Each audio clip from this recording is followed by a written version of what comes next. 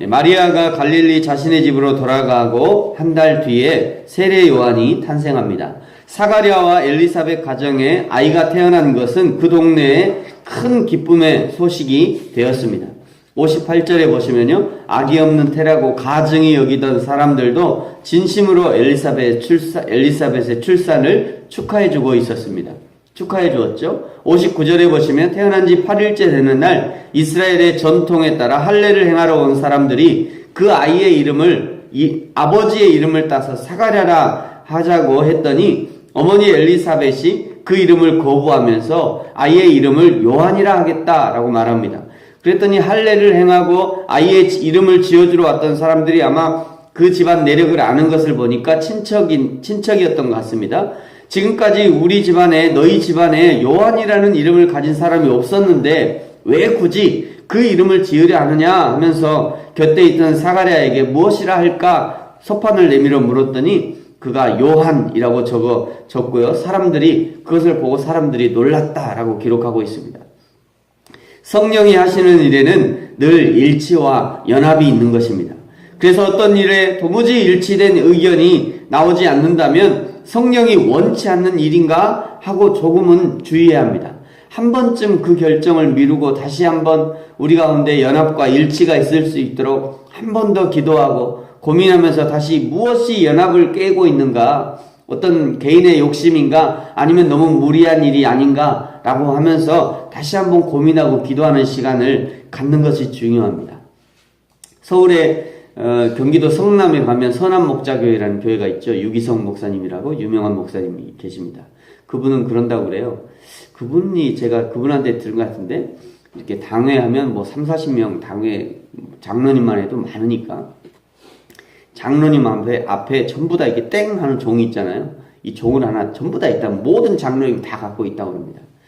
근데 만약에 회의를 하다가 도무지 결론이 안 난다 그러면 누구든지 땡 칠 수 있대요. 누구든지. 그러면 그때부터 기도하는 겁니다. 그때부터 모든 회의 다 하지 않고 더 이상 하지 않고 그냥 기도하는 시간을 갖는다고 그래요. 그러니까 하루에도 몇 번씩 이게 나올 수 있다는 거예요. 누구든지 땡 칠 수 있다. 누구든지. 그래서 결국은 이 땡 안 치고 회의가 끝나면 이제 그걸로 이제 끝나는 것으로 참 좋은 제도다 라는 생각이 들었습니다. 대부분 누가 칩니까? 목사님 하면 오케이. 우리 목사님 괜찮아. 우리 목사님 다 잘하시겠지. 그리고 그냥 넘어간다는 거죠. 우리 장로님은 괜찮을 거야. 그리고 안 한다는 거예요. 참 좋은 제도다라고 생각이 들었습니다. 성도들의 얘기도 듣고 또 목사님도 자기 독단적으로 하지 않는 참 좋은 제도다. 우리도 그렇게 해야겠다. 나중에 그런 생각도 이렇게 했습니다. 어쨌든 성령이 일하시는 곳에는 일치와 연합이 있는 것이죠. 저와 여러분이 섬기는 교회에도 이런 일치와 연합이 있어지기를 축복합니다.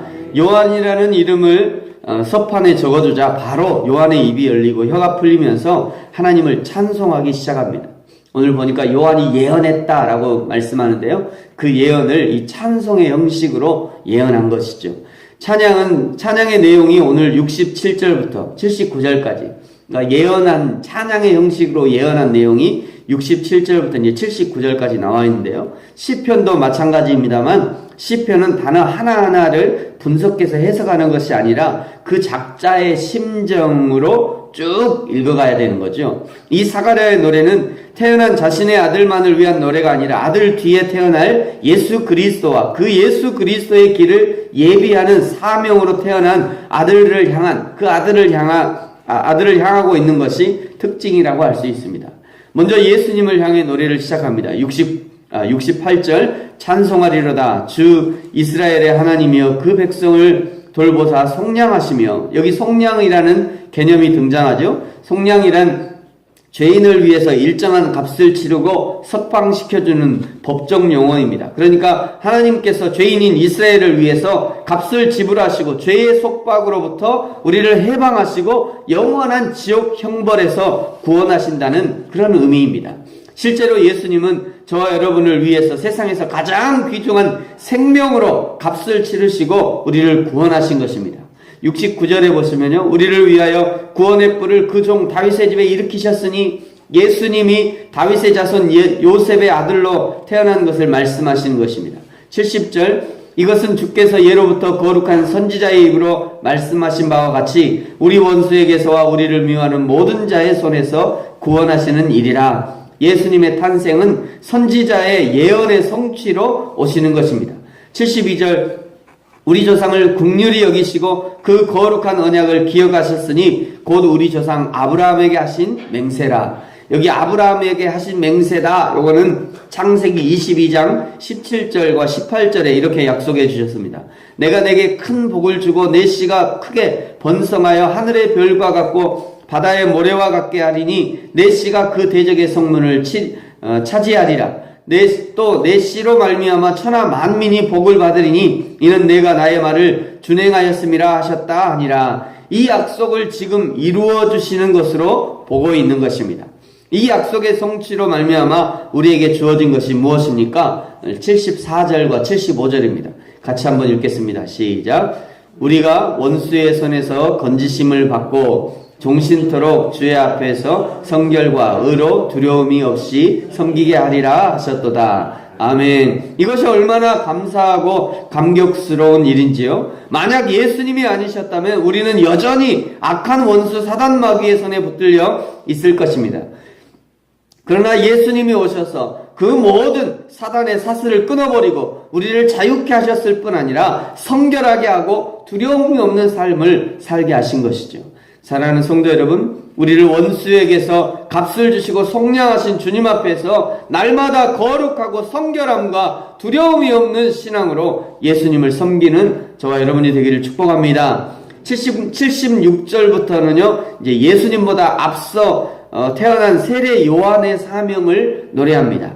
76절 이 아이여 내가 지극히 높으신 이의 선지자라 일컬음을 받고 주 앞에 앞서서 그 길을 준비하며 77절 주의 백성에게 그 죄 사함으로 말미암은 구원을 알게 하리니. 세례 요한의 사명은 예수님의 오실 길을 준비하고 그 백성에게 죄 사함의 비밀을 알리고 그리고 구원을 베푸는 것이 아니라 구원이 무엇인지 알게 하는 사명이 있습니다. 78절 이는 우리 하나님의 긍휼로 인함이라. 이로써 돋는 해가 위로부터 우리에게 임하여 어둠과 죽음의 그늘에 앉은 자에게 비치고 우리 발을 평강의 길로 인도하시리라 하시도다.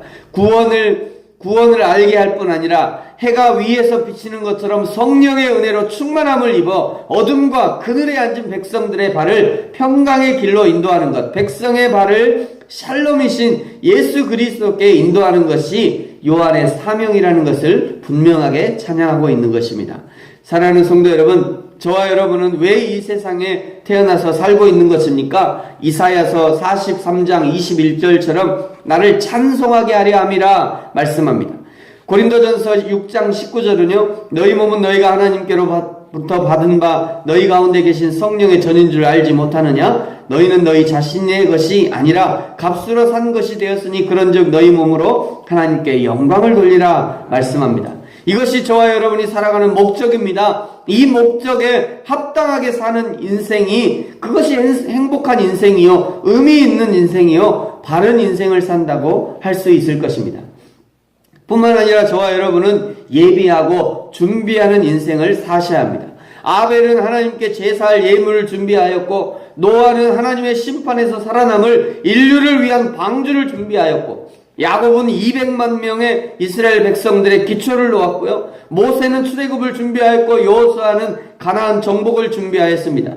다윗은 성전을 준비하였고요. 느헤미야는 적국의 땅에서 포로 귀환을 준비하였습니다. 세례 요한은 예수님의 사역을 준비하였고 마르다는 예수님의 사역을 위한 음식을 준비하였고 12 제자는 예수님이 가시는 곳마다 집회할 곳과 주무실 곳을 준비하였습니다. 조선에 들어왔던 많은 선교사님들은 조선의 대부흥을 준비하였습니다. 이 준비의 역사로 저와 여러분이 오늘 여기 있는 것입니다. 이제 다음 준비는 저와 여러분이 해야 합니다. 여러분 무엇을 준비하시겠습니까? 하나님의 복음을 위해서, 하나님의 나라가 이 땅에 오게 하는 것을 위해서 무엇을 준비하겠습니까?